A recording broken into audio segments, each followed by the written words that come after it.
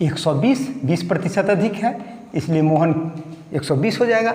अब राम की तुलना में ये 20 अधिक है, 20% अधिक है, तो इसकी तुलना में मोहन की तुलना में ये कितना कम है। तो जब हम किसी से तुलना करते हैं, किसी की अपेक्षा हम लोग प्रतिशत निकालते हैं, जितना अधिक है उतना ऊपर में लिख दिए, और किससे तुलना कर रहे हैं, मोहन से, तो मोहन का 120 है, 120 नीचे लिख दिए और 100 से गुना कर देते हैं।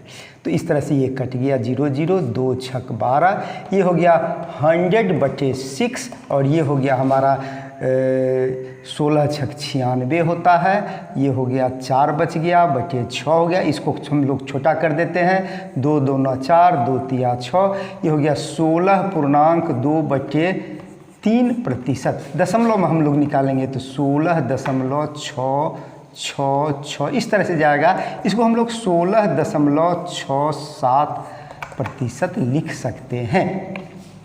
ये तो रेकरिंग हो जाएगा, आगे बढ़ते चला जाएगा। तो ये एक सवाल था, बहुत इंटरेस्टिंग सवाल है कि मोहन की आय राम की आय से 20% अधिक है, तो राम की आय मोहन की आय से कितना प्रतिशत कम है। तो हम लोग जिससे तुलना कर रहे हैं, राम की आय मोहन से, तो मोहन का हम लोग नीचे रखेंगे। आगे देखते हैं, इसी से एकदम हूबहू, मैंने बिल्कुल जुड़वा सवाल है ये, और लेकिन रूप इतना बदला हुआ है कि बच्चे बहुत कंफ्यूज करते हैं। देखिए यहाँ, चीनी के मूल्य में 20% की बढ़ोतरी होने पर खर्च में कितने प्रतिशत की कमी की जाए कि घरेलू खर्च में अंतर न हो। चीनी का दाम 20% बढ़ गया, मैंने अगर जो चीनी 100 रुपये में मिलती थी अब 120 रुपये में मिलने लगी, लेकिन हमको खर्च करना है 100 रुपया, घरेलू खर्च हमारा 100 रुपया है, तो 120 में ही न कटौती करेंगे। तो बिल्कुल सेम चीज़ है कि 120 में ही हमको प्रतिशत निकालना है कि कितना प्रतिशत अब इसमें हम कटौती करेंगे। तो कितना बढ़ा था, 20 बढ़ा था, तो 20/120 गुने 100, इसका भी उत्तर सेम आएगा, यही आएगा। इसीलिए हम इस दोनों सवाल को लिख दिए, इसका दोनों रूप को लिख दिए हैं। और इस तरह से आप जब प्रैक्टिस करेंगे तो किताब में बहुत सारा रूप बदल बदल करके सवाल आएगा, और आप उसको प्रैक्टिस करें, बहुत अच्छा रहेगा। और ज़रूर हमारी शुभकामना है आप सबको सीख जाएंगे। तो इसको हम अब मिटा देते हैं। ये बिल्कुल सेम चीज़ है, चीनी के मूल्य में 20% बढ़ोतरी हो गया, यानी 100 का चीज़ अब 120 में मिल रहा है। तो अब कितना प्रतिशत कमी किया जाए, मतलब अब इसमें से कमी करेंगे ना, इसमें जो हमको मिल रहा है चीनी उसी में कमी करेंगे। तो इसमें कमी कर रहे हैं, कितना बढ़ गया था 20, तो 20/100 गुने 100, ये भी हो गया सेम चीज़ 16%, 16.67% हो गया। ये हम लोग इस तरह का और थोड़ा सा दूसरा रूप बदल करके सवाल है, उसको हम लोग देख लेते हैं। कहता है कि किसी परीक्षा में उत्तीर्ण होने के लिए 33% की आवश्यकता है। परीक्षा में उत्तीर्ण होने के लिए 33% की आवश्यकता है, और एक बच्चा जो है सो 225 अंक लाया, 225 अंक लाकर, और ये कह रहा है कि 6 अंक से फेल हो गया, 6 अंक से फेल हो गया। पूर्णांक क्या है, पूर्णांक क्या है, ये संक्षेप में हम लिख दिए हैं, आप समझ जाएंगे। मैंने 33% अंक लाता तो वो पास कर जाता, वो बच्चा लाया 225%, ठीक है 225%, और 6 अंक से फेल हो गया, यानी 6 अंक और लाता तो 33% पहुंच जाता और वो पास हो जाता।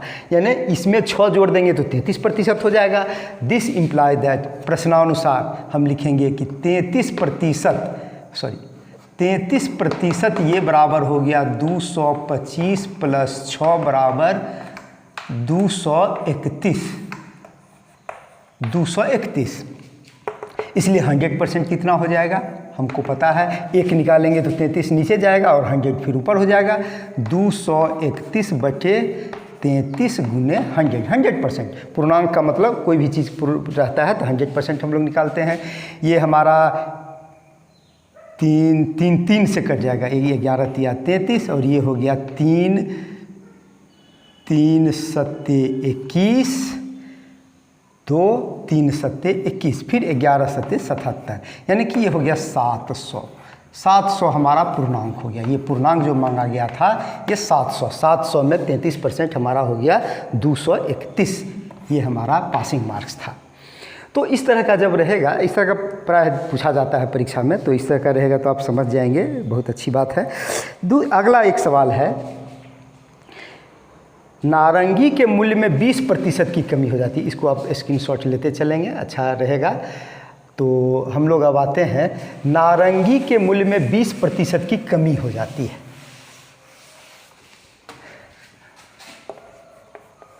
नारंगी के मूल्य में 20% की कमी होने पर कहता है 40 रुपया में 30 नारंगी मिलता है।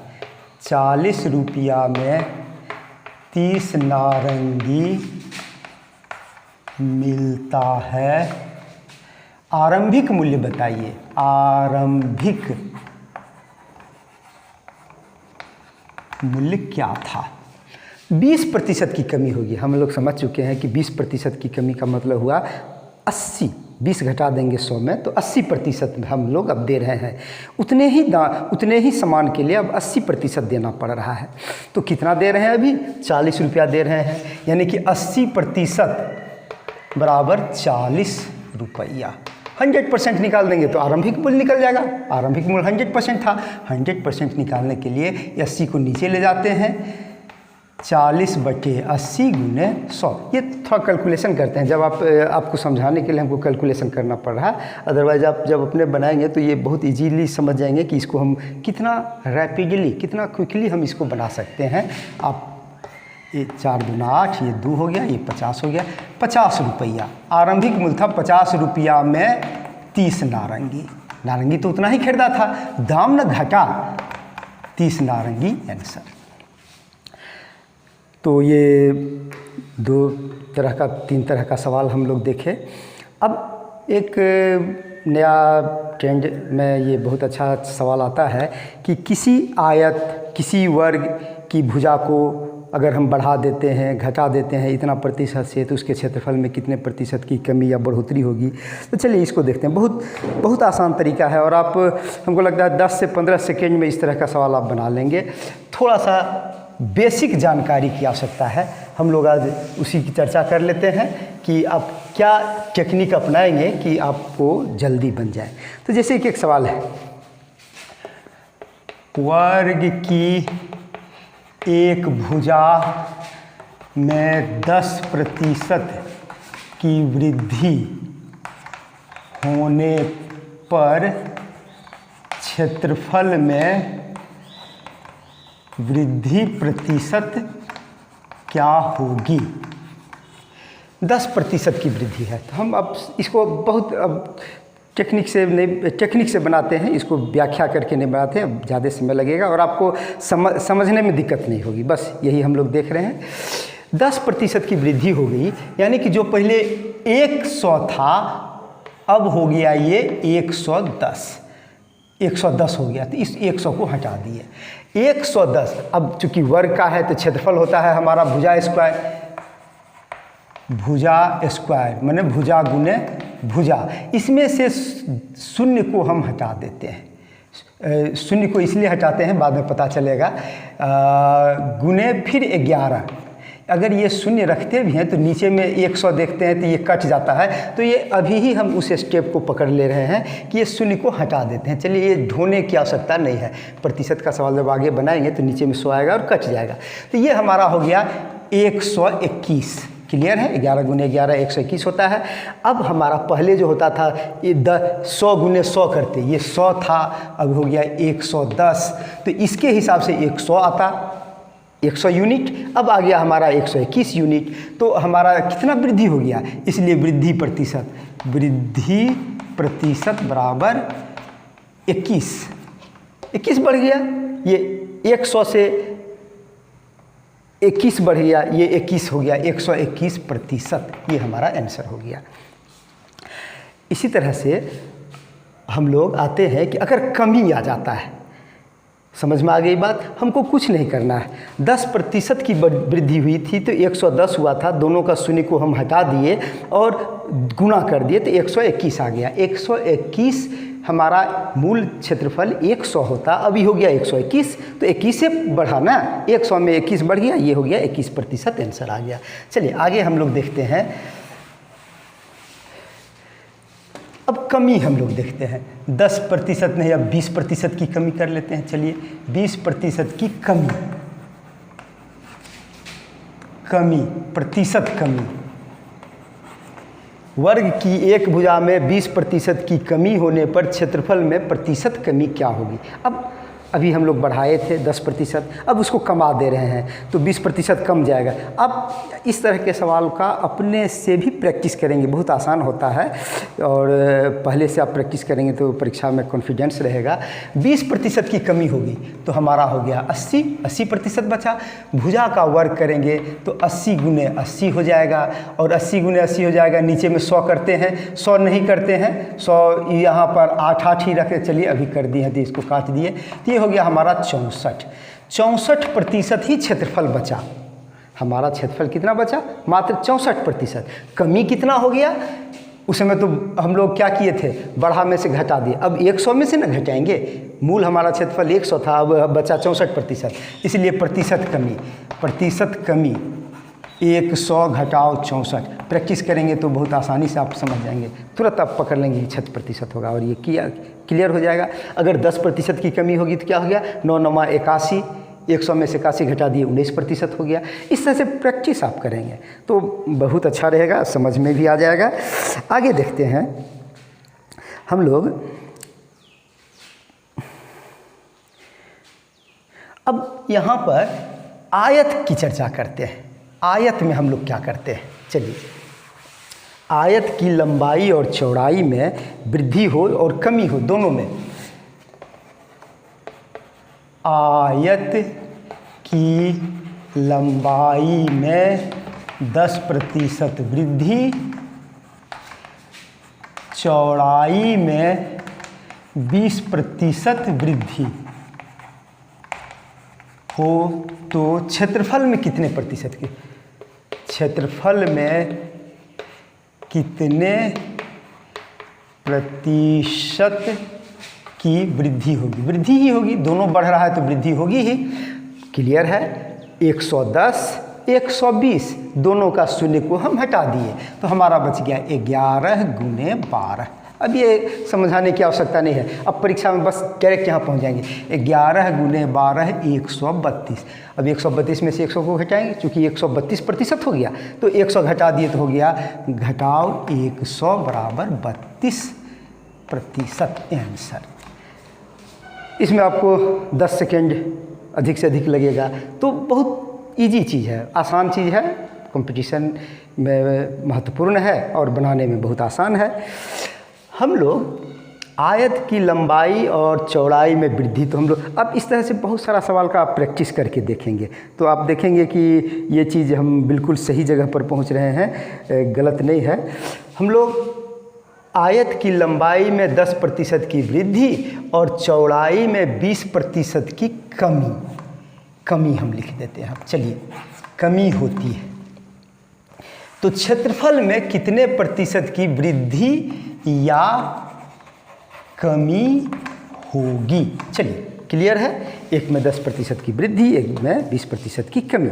अब यहाँ पर हम लोग क्या करते हैं, ये 10% है तो कितना 10% की वृद्धि हुई, कितना हो गया 11, 110 होगा, 110 में एक शून्य हटा देते हैं। इसमें 20% की कमी, 20% की कमी हो गई, 20% की कमी तो ये बच गया 80। चलिए इसको भी 110 लिखते हैं और गुना कर देते, चूँकि शून्य को हम हटा देते हैं लेकिन यहाँ हम लोग समझने के लिए लिख देते हैं ताकि आपको दिक्कत नहीं हो। और ये शून्य एगो इससे कट गया, एगो शून्य से, यानी 88% बचा। अब जो नया हमारा क्षेत्रफल आया आयत का, उसका मात्र 88% बचा। पहले तो 100% था तो कमी कितना हो गया, इसलिए प्रतिशत कमी ये बराबर हो गया 100 घटाओ 88 बराबर 12% की कमी होगी।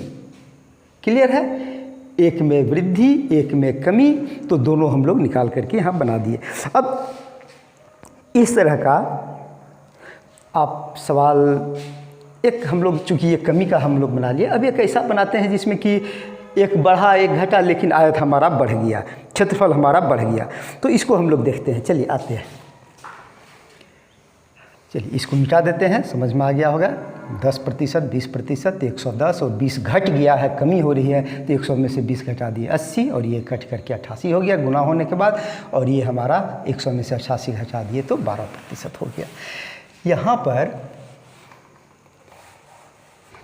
हम लोग 20% कमी, चलिए कमी कर देते हैं इसको, और यहाँ पर 30% वृद्धि, तो कितने प्रतिशत की वृद्धि या कमी होगी? तो हम लोग वृद्धि या कमी का तो आकलन उस समय करते हैं, जैसे अभी 88 आ गया था, तो 88 आ गया तो 100 से घट गया, तो हम लोग निकाल लिए कि कमी हो गई। अभी हम लोग देखते हैं, फिर इसमें वही चीज़ करते हैं, एकदम सेम चीज़ है, कहीं पर हमको डाइवर्ट नहीं होना है। 20% की कमी तो हो गया 80, चलिए 30% की वृद्धि तो 130 होगा ना, 130 बटे 100, ये 100 हम कर देते हैं ताकि आपको बाद में कन्फ्यूजन नहीं होगी कहाँ से 80 और 13 आ गया। 30 है तो ये 13 का है लिख दिए हैं, तो ये अब हो गया 0, 0 कट गया, ये 0, 0 कट गया, 13 × 104।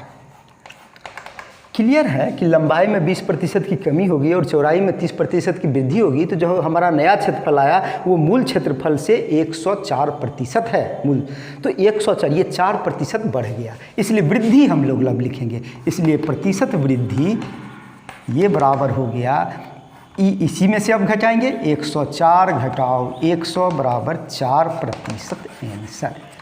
तो आप समझ गए होंगे कि ये प्रतिशत का सवाल देखने में डरावना लगता है, लेकिन जब आप बनाएंगे, थोड़ा सा चिंतन करके बनाएंगे तो बहुत आसानी से बन जाएगा। फिर एक सवाल हम लोग और इसको ले सकते हैं, अगला एक पिछला वीडियो में हम लोग इसकी चर्चा किए हुए थे, फिर एक बार रिवीजन कर देंगे, चूँकि ट्रिकी सवाल है, आप इसका स्क्रीनशॉट लेते चलेंगे। चूँकि ट्रिकी सवाल है इसलिए उसकी भी चर्चा हम कर ही दें। मान लीजिए कोई 20 रुपया में नींबू खरीद करके लाया, 20 रुपये में 16 नींबू खरीद कर 12 बेचता है, प्रतिशत लाभ या हानि क्या है? देखिए, तो 20 रुपया को हम लोग किनारे कर देते हैं, 20 रुपया रहे 25 रुपया रहे, उससे हमको नहीं फर्क पड़ेगा। 16 नींबू खरीदा और 12 बेचता है 20 रुपया में, तो 12 बेच करके इसको क्या हो गया, 4 गो बच गया। 12, हर 12 में 4 गो बच जा रहा है, तो चलिए 12 में 4 बच जा रहा है, तो लाभ कितना हो गया, लाभ बराबर 4 नींबू और बेचा 12, तो ये हो गया जितना बेचा उसी को हम लोग लिखेंगे, ये हो गया 4/12 गुने 100, 4 तिया 12, और ये हो गया 33.33% आंसर। इसको हम लोग दशमलव निकालेंगे, 33 तिया 99, 1/3, 1/3 का फिर 0.33 आ जाएगा। तो यह भी अगर हम लोग माना कि ये x रुपया तो y रुपया, ये सब मान करके बनाने में तो फिर ब्लैक बोर्ड भर जाएगा और हमारा सवाल नहीं बनेगा। लेकिन यहाँ अगर हम डायरेक्ट लाभ कितना हो गया, 12 बेचे, 12 बेचने में 4 गो लाभ हो जाता है। चलिए इसको उलट कर देते हैं, इसको अब उलट देते हैं, इसका स्क्रीनशॉट आप ले लेंगे, इसको आप उलट देते हैं। 12 नींबू खरीद करके 16 बेच देता है, 16 बेचता है, उलट दिए। अब क्या हो गया कि 16 बेचने पर हमको क्रय मूल्य आया, क्रय मूल्य जो भी है 16 बेचने पर, लेकिन जब 16 बेचेंगे, हर 16 बेचने में 4 गो हानि हो गया, इसलिए हानि हो गया ये हमारा, हानि बराबर 4। और बेचना, बेचा कितना, वही बेचना ही हम लोग देखेंगे, बेचा ये हो गया 16, इसलिए प्रतिशत हानि ये बराबर हो गया 4/16 गुने 100, तो ये हो गया 4 चौके 16, 4 से इसको काटे तो 25, ये 25% की हानि हो गई। तो बहुत छोटा है और बहुत संक्षेप में बन जाता है। इस तरह से हम लोग आज प्रतिशत का कुछ ट्रिकी सवाल देखें जो कि हमारे लिए हमारे दिमाग को शार्प करने में बड़ा मदद देता है। आप खुद अपने से कुछ सवाल खोज करके कंपोज कीजिए, बनाइए और फिर उसका सॉल्यूशन खोजिए। अपने दोस्तों से पूछिए, अपने बड़े भाई से, छोटे भाई से का टेस्ट लीजिए, अच्छा लगेगा, मन लगेगा। धन्यवाद।